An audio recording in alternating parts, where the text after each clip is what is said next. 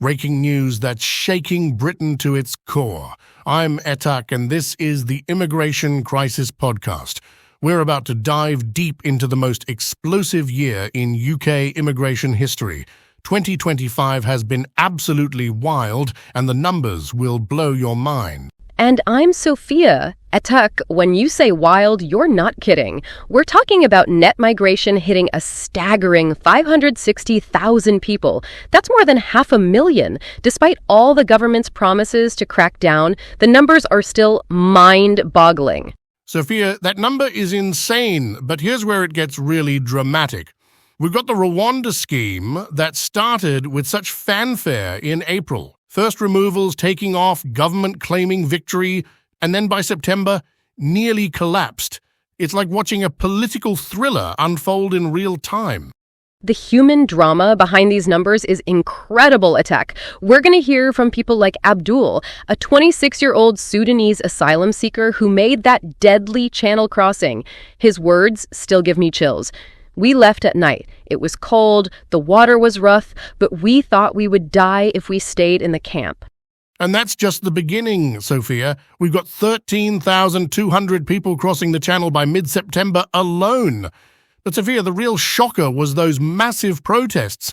Tommy Robinson leading over 100,000 people through London. I mean, we haven't seen anti-immigration demonstrations like this in modern British history. The clashes with police, the counter-protests, the murder of that Sudanese teenager at a holding center in May. This year has been absolutely explosive. And then there's the legal drama, Etak. Lawyers literally sending WhatsApp messages from Heathrow to stop deportations at the last minute. WhatsApp injunctions. Can you believe that? The modern face of immigration law right there. But let's talk about HC 1298, the September policy bombshell that changed everything. Higher salary requirements, tighter restrictions, the works. The government basically said enough is enough and threw down the gauntlet. And let's not forget the human cost, Etak. We've got 180,000 people stuck in the asylum backlog, waiting 12 to 24 months for decisions. That's not just a number, that's 180,000 lives in limbo. People like Omar, the Syrian carpenter, who's been waiting since 2022, saying every letter makes my heart beat faster. But here's what really gets me, Sophia. We've also got incredible success stories. Mixed in with all this chaos, Svetlana, the Ukrainian nurse who became an NHS phlebotomist. She said, Britain has helped me and my children live without fear. It's this incredible contrast of hope and desperation happening simultaneously. That's what makes this story so compelling, Etak. You've got life and death drama on the channel, political battles in Parliament, massive street protests, and these deeply personal stories of people just trying to survive and build new lives. It's like a national soap opera, except it's all real. Let's dive into those channel crossings because the details are harrowing. We're talking about people risking everything on overcrowded boats in freezing water. Mariam, an Iranian teacher, told us about her family's capsized vessel in February. We survived, but now we face a new fear, not knowing if we can stay together. And Etak, the numbers tell the story of government policy struggling to keep up with human desperation. Yes, crossings dropped from 22,000 in 2023 to 13,200 by mid-September 2025, but that's still massive. The government threw everything at it. New patrols, bilateral efforts with France, technology upgrades. But people kept coming, Sophia, and the conditions got even more dangerous. We had several fatalities in early 2025, humanitarian agencies raising alarm bells about reception facilities. Abdul's friend drowned on that crossing. When he got to Dover, he said the British officers were kind, but then came months of waiting with nothing to do and fear every letter from the Home Office. Now let's talk about the Rwanda scheme, because this is where the political drama really explodes. After years of legal battles, the first flights finally took off in April 2025. The government was celebrating, claiming they'd broken the people smuggling business model. Home Office ministers were practically doing victory laps. But Sophia, by September, it was all falling apart. Mounting logistical hurdles, massive public protests, international condemnation, ministers had to signal a de facto suspension. Only small numbers were actually relocated. It went from being the government's flagship deterrent policy to what many saw as a humiliating climb-down. And the human stories from Rwanda are heartbreaking, Atuk. Isaac, that 19-year-old Eritrean who got removal papers in June, I ran from Eritrea so I would not be killed. They say I am to be sent to Rwanda, a country I have never even visited. I am scared all day. That's the reality behind the political rhetoric. The legal challenges were incredible, Sophia. Supreme Court battles, European Court of Human Rights interventions, last-minute injunctions. We literally had lawyers using WhatsApp, from holding rooms at Heathrow to stop deportations. The House of Commons Library tracked a surge in legal appeals throughout spring and summer. But here's the thing that really gets me, Atuk. Studies showed most Channel crossing arrivals didn't even know about the Rwanda scheme. So this massive, expensive deterrent policy that dominated headlines for years might not have been deterring anyone. The government spent all this political capital on something that wasn't working. Now, let's talk about HC 1298. The September policy earthquake that changed everything. This wasn't just tweaking around the edges. This was a comprehensive overhaul. Higher skilled worker minimum salaries, tighter dependent visa eligibility, suspension of refugee family reunion routes. The government basically said the party's over. And the family reunion suspension was particularly controversial, Atuk. Suddenly, hundreds of separated children and spouses were left in limbo. The Home Office cited concerns about fraudulent applications, but NGOs called it counterproductive and inhumane. It became a rallying cry for the pro-refugee movement. The student visa changes were massive too, Sophia. Family members now only allowed for doctoral or certain postgraduate students. University leaders warned this would damage the UK's international competitiveness. It's this constant tension between controlling numbers and staying attractive to global talent. But Omar's story really captures the human impact of all these policy changes, Atuk. This Syrian carpenter, waiting since 2022, living in temporary accommodation outside Manchester. We cannot work. If our claim fails, I may be sent to Rwanda. I lost contact with my wife and son last year. Some days, I wish I never came. That's the reality of the asylum backlog. 180,000 people in limbo. 12 to 24 months for initial decisions. New fast-track systems promise quicker determinations, but legal charities raise concerns about access to counsel and time to gather evidence. It's efficiency versus fairness. Now let's get to the protests at Took, because this is where 2025 really exploded. September's London rally was unprecedented. Over 100,000 people led by Tommy Robinson. We're talking about the largest anti-immigration protests in modern British history. The atmosphere was electric and dangerous. Chants against open borders, banners advocating for national safety first, clashes with police. It was intense, Sophia. Dozens of arrests, international media coverage, condemnation from city officials. This wasn't just a protest. It was a statement about where Britain's heading on immigration. But the counter-protests were just as powerful, I talk. Welcome rallies in Manchester, Glasgow, and Bristol, drawing thousands. Religious organizations, students, grassroots networks, emphasizing inclusivity and shared humanity. The murder of that Sudanese teenager in May sparked citywide vigils and massive support for frontline charities. The media framing oscillated wildly, Sophia. Some coverage amplified fear narratives, others foregrounded Britain's proud history of sanctuary. Social media was a battlefield. Hashtag refugees welcome, trending alongside hashtag stop the flight. Anti-migrant forums coordinating actions, while activists mobilized rapidly against policy changes. The polling data was fascinating, ITUC. YouGov and Ipsos Mori showed complex, sometimes contradictory attitudes. A slim majority still favored reduced immigration, but opposition to humanitarian routes had waned. And here's the kicker. More Britons now rank immigration among their top 5 political issues compared to early 2024. The generational split was huge, Sophia. Younger respondents were generally more positive about integration and economic contribution narratives, while older voters gravitated towards security and national identity concerns.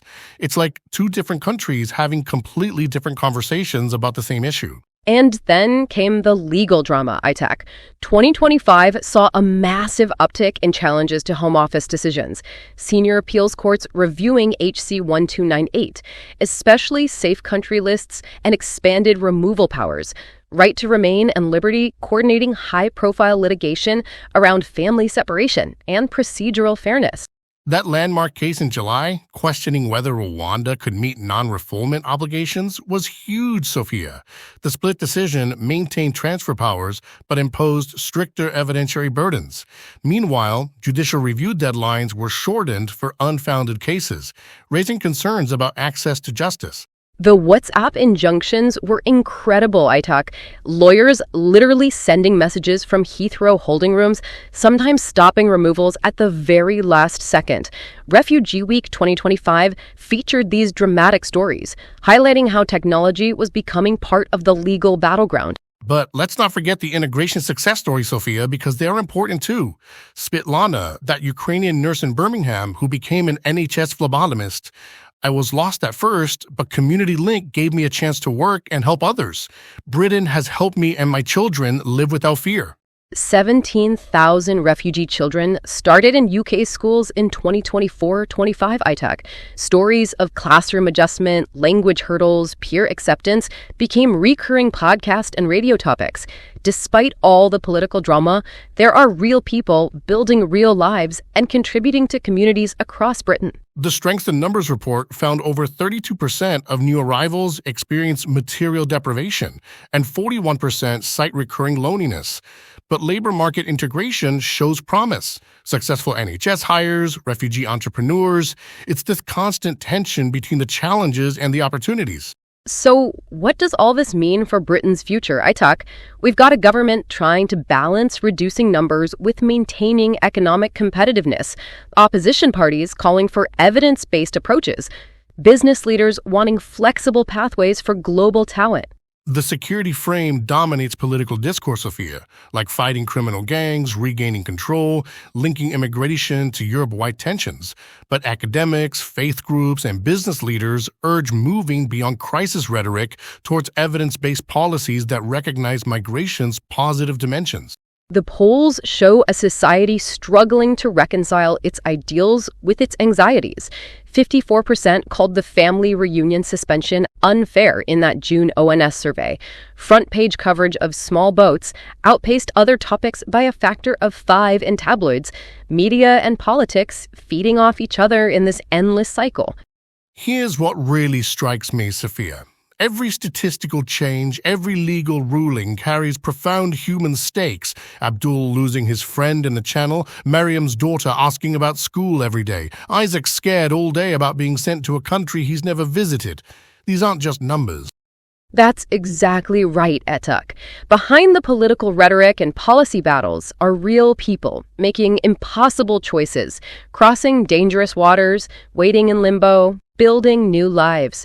The dramatic protests and parliamentary debates reveal a society grappling with fundamental questions about identity and belonging. 2025 has been a year of contestation, adaptation, and resilience in UK immigration. The Rwanda schemes rise and fall, massive street protests, legal battles fought via WhatsApp, success stories alongside tragic failures. It's been absolutely extraordinary to cover. As we head into 2026, 2 threads remain constant: the undeniable need for clear, fair policy and the persistent power of individual narratives to shape national conscience.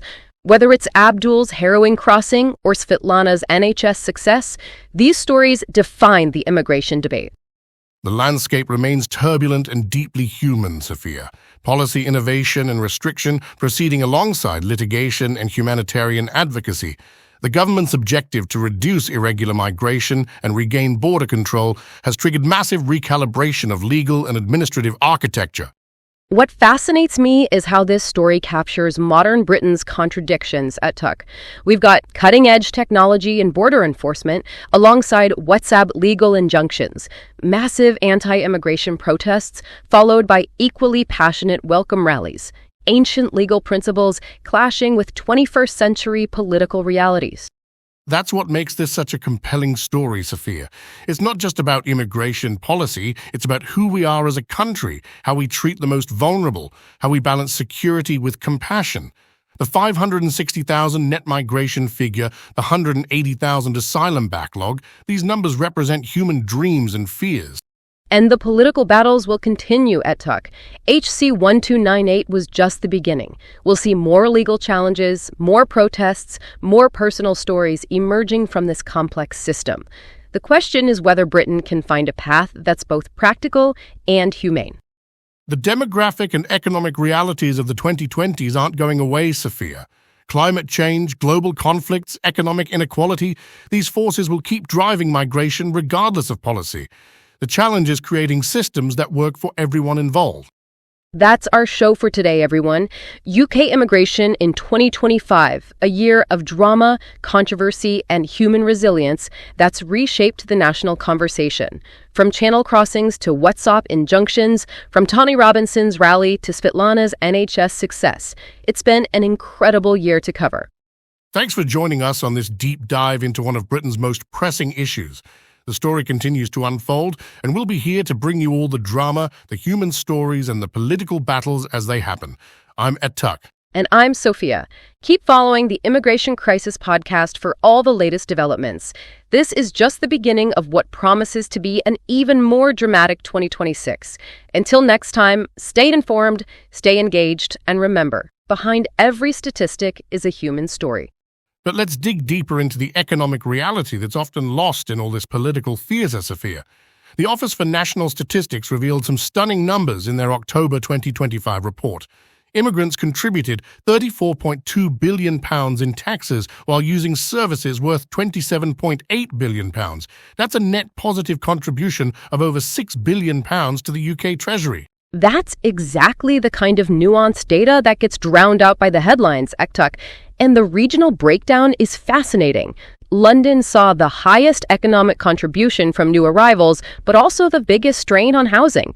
Meanwhile, places like Newcastle and Sheffield actually experienced economic revitalization thanks to refugee entrepreneurs and skilled migrants filling crucial NHS gaps.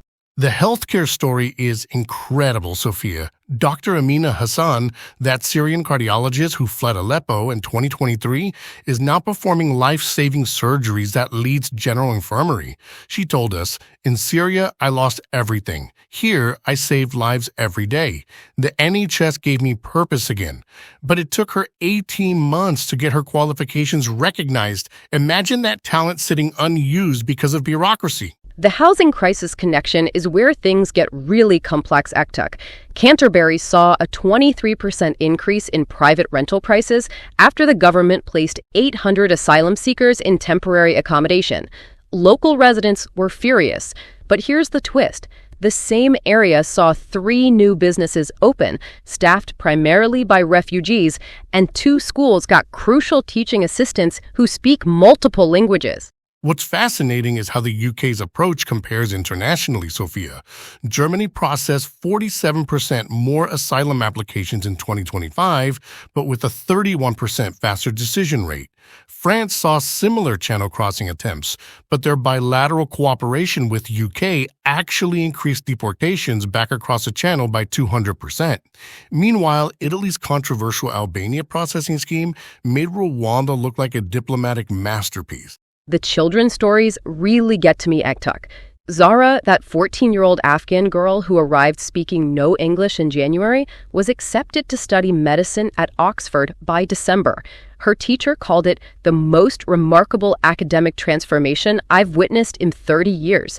But for every success like Zara's, there are dozens struggling with trauma, language barriers, and uncertainty about their future. The technology war on the Channel is something straight out of a spy thriller, Sophia. Border Force deployed £340 million worth of new surveillance drones, thermal imaging, and AI-powered boat detection systems in 2025. But the smuggling networks adapted faster than expected. They started using social media coordination, weather apps, and even cryptocurrency payments to stay ahead of enforcement. The business lobby fought back hard against HC 1298. The CBI warned that construction alone would lose 80,000 potential workers, while the British Medical Association said NHS waiting lists could increase by 6 months if skilled migrant recruitment dried up.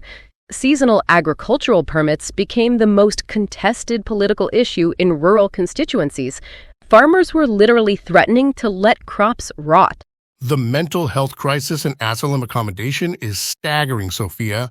Freedom of Information requests revealed that suicide attempts in detention centers increased by 89% in 2025. Dr. Sarah Martinez from Doctors Without Borders told us, we're seeing clinical depression rates of 67% among Channel crossing survivors. These are people fleeing trauma who then face months or years of uncertainty. The psychological damage is immense. The media battleground was unprecedented, Ektuk. Analysis by Cardiff University found that negative immigration coverage outweighed positive stories by 8-1 in tabloids, while broadsheets were more balanced at 3-1. But social media told a different story. #RefugeesWelcome posts generated 4.2 million engagements, while anti-immigration content peaked at 2.8 million. The digital generation is having a completely different conversation than traditional media. The electoral mathematics became brutal, Sophia. Internal Conservative polling showed they were losing votes to Reform UK in 47 constituencies where immigration was the top concern, but hemorrhaging support to Labour in urban areas where voters opposed the Rwanda scheme. Labour's position on compassionate but controlled immigration started polling ahead of the Tories for the first time since 2019. The political centre completely shifted. The faith community response was remarkable, Artek. The Church of England provided sanctuary to 847 asylum seekers facing removal to Rwanda, while mosques, synagogues, and Sikh temples coordinated the largest interfaith refugee support network in British history.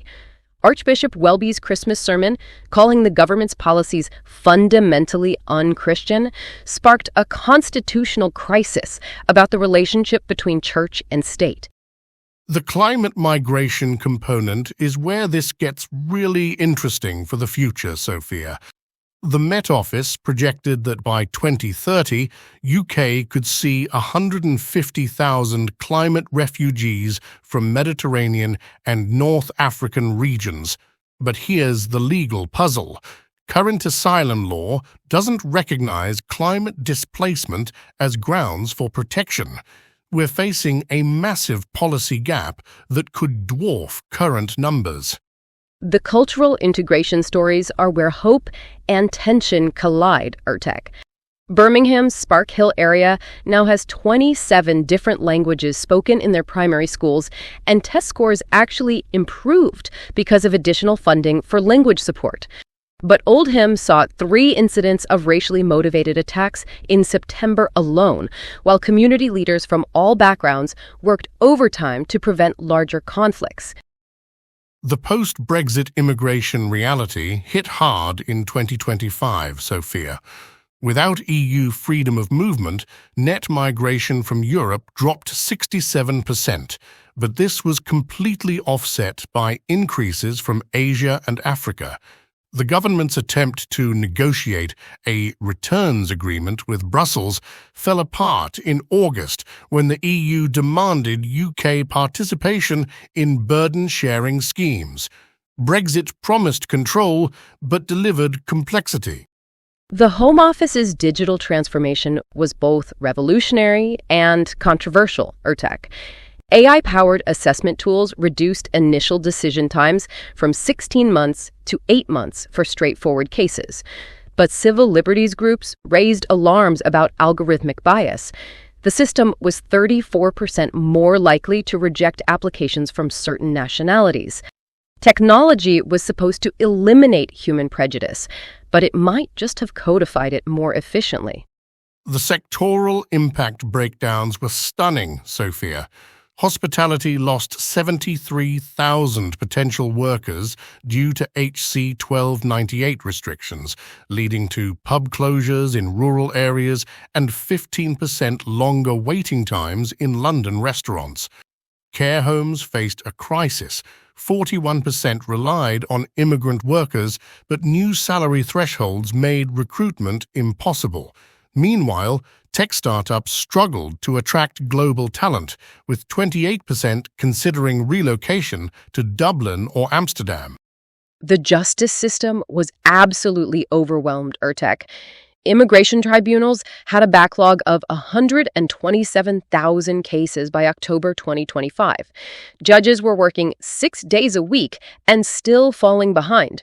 Legal aid cuts meant 43% of asylum seekers represented themselves, leading to chaotic hearings where traumatized individuals faced complex legal procedures without support. The system designed for efficiency became a bottleneck for human lives. The long-term projections are where this story gets really complex, Sophia.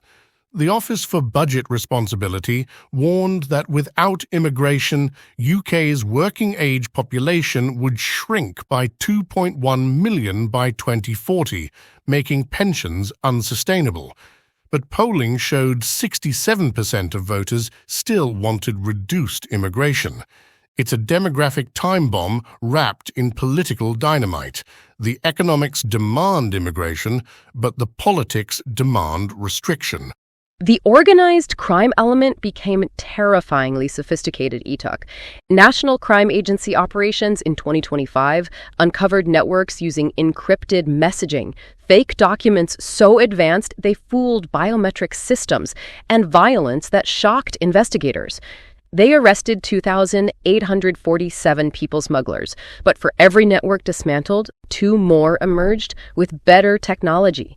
It's like fighting digital hydra. Cut off one head, and multiple replacements appear with better technology. What really strikes me about 2025, Sophia, is how individual moments revealed the soul of the nation. That video of Dover lifeboat crews pulling Abdul and his friend from freezing water.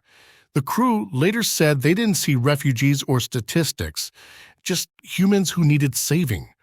But the same week, online comments on news articles showed such venom and hatred. We're literally 2 countries occupying the same geographical space. Looking ahead, the scenario modeling is sobering, Ituk. If current trends continue, the UK could see 750,000 net migration annually by 2030. But if HC 1298 restrictions hold, it could drop to 180,000, creating massive labor shortages. The government is essentially betting that automation and productivity gains can replace human workers. It's the biggest social and economic experiment in modern British history, and we're all the test subjects.